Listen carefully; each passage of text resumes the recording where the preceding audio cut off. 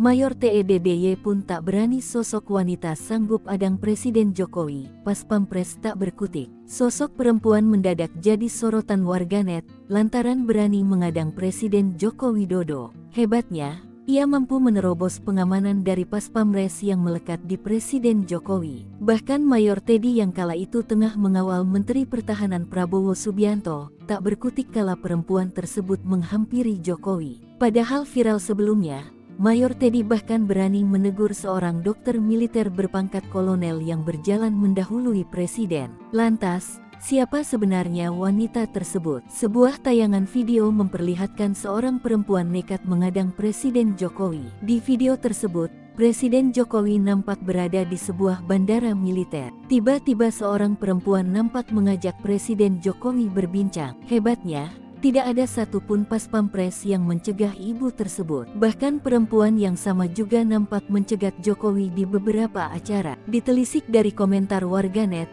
terungkap jika perempuan tersebut bernama Erlin Swastini. Ya, Erlin Swastini merupakan orang istana. Jabatannya pun tak main-main, sebagai Kepala Biro Pers, Media dan Informasi Sekretariat Presiden. Ia dilantik pada 2019 lalu. Tugasnya menjembatani antara Presiden Joko Widodo dan beberapa rekan media yang bertugas meliput Presiden.